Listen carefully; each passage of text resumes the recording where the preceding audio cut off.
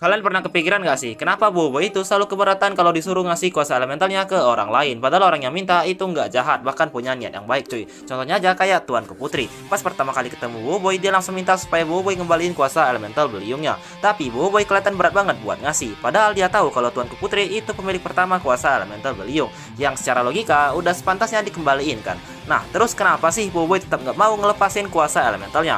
Nah, menurut gue secara pribadi, kuasa elemental buat Boboiboy itu lebih dari sekedar kekuatan super. Buat dia, kuasa elemental itu udah jadi bagian dari dirinya sendiri. Jadi kalau dia ngasih satu kuasanya ke orang lain, rasanya kayak ada yang hilang dalam dirinya. Bukan cuma kehilangan kekuatan, tapi juga kehilangan jati diri. Belum lagi, Boboiboy kayaknya masih punya trauma lama gara-gara kejadian waktu kuasanya direbut secara paksa sama Retaka. Kalau kalian ingat, satu persatu kepribadian dari elementalnya diserap gitu aja. Dan Boboiboy cuma bisa ngelihat mereka tersiksa tanpa bisa nolong. Itu bukan cuma kehilangan kekuatan, tapi kehilangan teman juga. Karena setiap elementalnya punya kepribadian sendiri layaknya seorang keluarga. Nah, dan itu bukan pertama kalinya. Kaizo juga pernah maksa buat ngambil kuasa Boboiboy. Ya kalau Kaizo sih udah jelas ditolak mentah-mentah, wong mintanya jauh kayak preman ngancam bocah SD anjir, gak mungkin dikasih lah. Nah, dari situ aja udah kelihatan kalau kuasa elemental itu benar-benar berharga buat Boboiboy. Karena tanpa kuasa itu mungkin dia nggak akan terkenal sebagai pahlawan, nggak akan ada sosok Boboiboy si pengendali petir, api, angin, tanah, dan elemen lainnya. Buat Boboiboy, kuasa elemental bukan cuma alat buat bertarung, tapi juga bagian dari siapa dia sebenarnya cuy.